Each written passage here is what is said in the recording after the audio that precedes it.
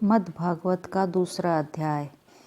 संजय ने कहा, हे धृतराष्ट्र। तब श्री कृष्ण व्याकुल चित्त अर्जुन से बोले, हे अर्जुन, अनर्थ के सेवन करने योग्य अपयशकारक मोह इस समय तुम्हारे मन में कहाँ से आया? तुम कायर मत बनो, यह शोभा नहीं देता। तुम हृदय की दुर्लभता को त्याग कर युद्ध के निमित्त खड़े हो जाओ। अर्जुन ने कहा, हे मधुसूदन, मैं रण में पूज्य भीष्म और द्रोणाचार्य के ऊपर बाण प्रहार कैसे युद्ध करूं?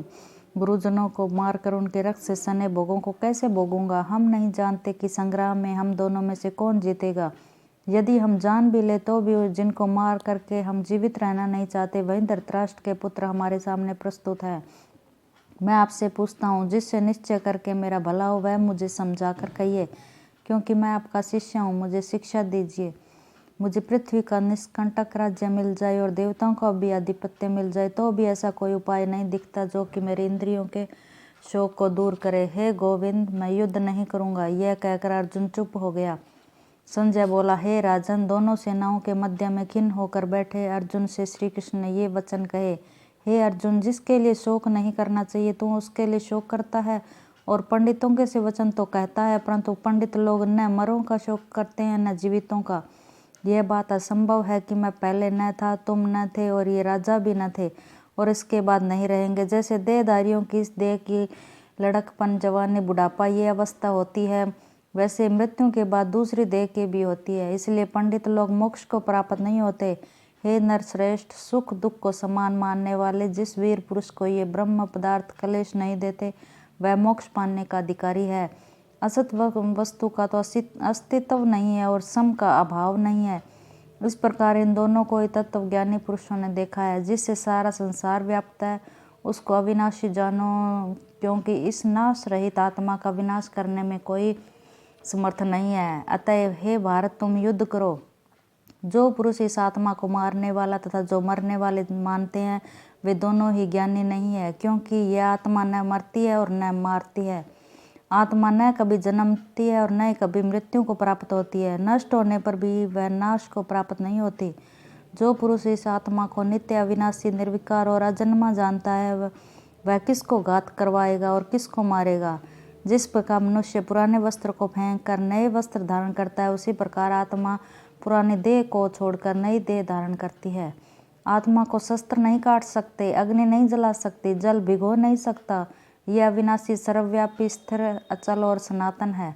यह इंद्रियों से जानी नहीं जा सकती, यह कल्पना से भी परे है। इसलिए ऐसा जानते हुए तुम्हें शोक करना उचित नहीं है। हे महाबाहो, यदि तुम इस आत्मा को नित्य जन्म लेने और नित्य मरने वाली मानते हो तो भी तुमको शोक नहीं करना चाहिए, क्योंकि जो जन्मा है उसकी मृत्यु और जिसकी मृत्यु हुई उसका जन्म निश्चय है। अतएव जो बात अनिवार्य है उसके लिए सोच करना व्यर्थ है। जन्म लेने से पहले क्या था किसी को मालूम नहीं, फिर मरने के पीछे क्या होगा कोई नहीं जानता।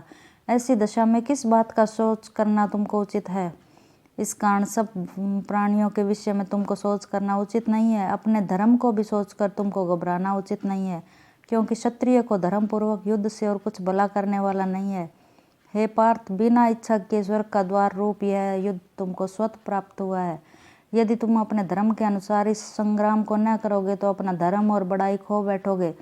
सब लोग सदा तुम्हारी अपकीर्ति करेंगे और प्रतिष्ठा वाले पुरुषों के लिए अपयश का होना मृत्यु से भी बढ़कर है।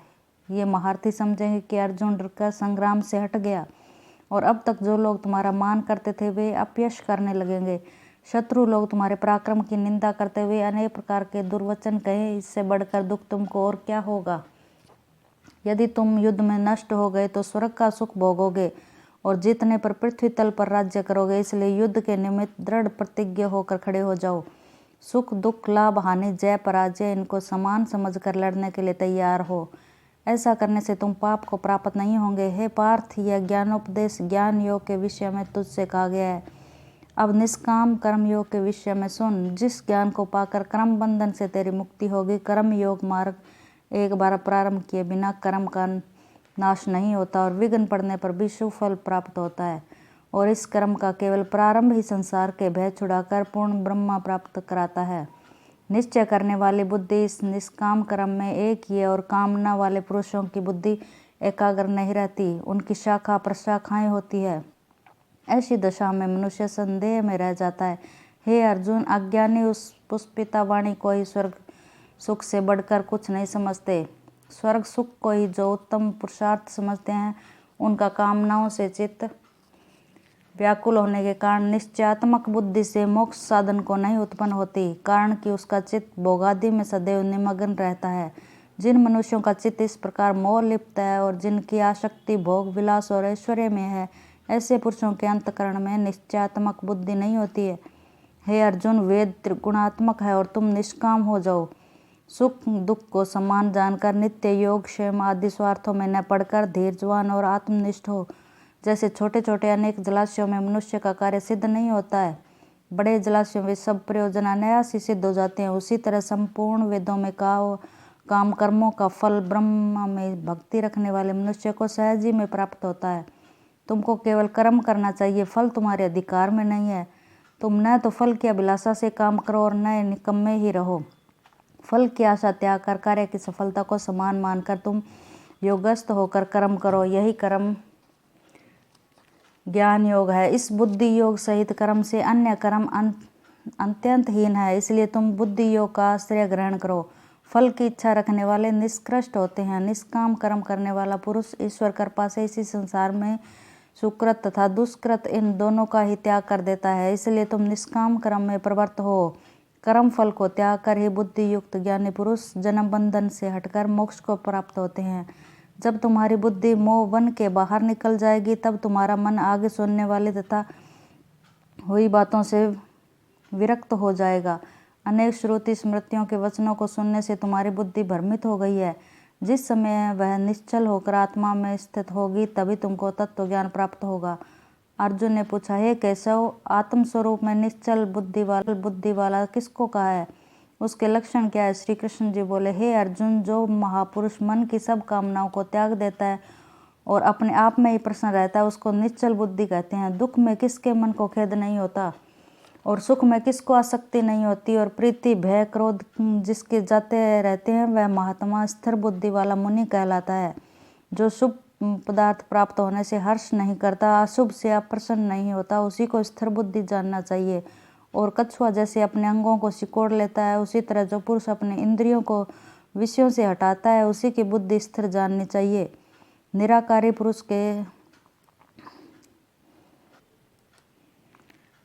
पुरुष के विषय घट जाते हैं, परंतु विषयों में उसकी चाह बने रहती है। पर ब्रह्मा का अनुभव होने पर चाह भी घट जाती है। हे अर्जुन, मोक्ष में प्रत्यक्ष करने वाले विद्वान व्यक्ति को ही प्रबल इंद्रिय बलात्कार से उसके मन को जीत लेती है। इसलिए सब इंद्रियों को विषयों से रोक मेरे विषय में तत्पर हो जावे। जिसने इंद्रियों को वश में कर लिया, उसी की बुद्धि निश्चल है। जो पुरुष विषयों के ध्यान में रहता है, उसकी प्राप्ति हो जाती है। प्राप्ति होने से कामना होती है, इच्छा के पूर्ण न होने से क्रोध की उत्पत्ति होती है। क्रोध से अविवेक होता है, अविवेक से स्मरण शक्ति नष्ट हो जाती है। स्मरण शक्ति के नाश होने से बुद्धि क्षय होती है। जिसकी बुद्धि का नाश हुआ, वह विनाश को प्राप्त होता है। जो पुरुष राग द्वेष से रहित तो अपने मन को वश में रखता है, वह शांति को प्राप्त होता है। शांति मिलने पर सब दुखों का नाश हो जाता है।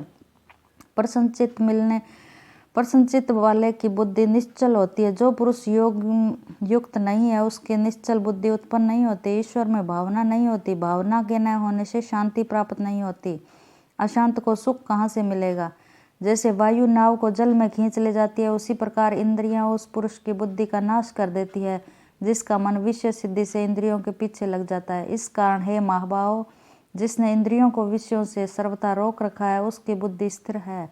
जब सब प्राणियों की रात है, उसमें संयमी जागता रहता है और प्राणी मात्र जिस समय जागते हैं, मुनिजनों की वह रात्रि है। जल से भरे समुद्र में और नदियों का जल भरने पर भी वह अपने मर्यादा पर रहता है।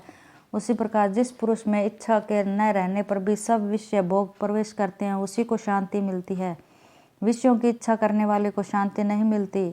जो सब कामनाओं को छोड़कर तथा इच्छा रहित विचरता है और ममता अहंकार जिसमें नहीं है, वह शांति को प्राप्त होता है। हे पार्थ, ब्रह्म स्थिति यही है।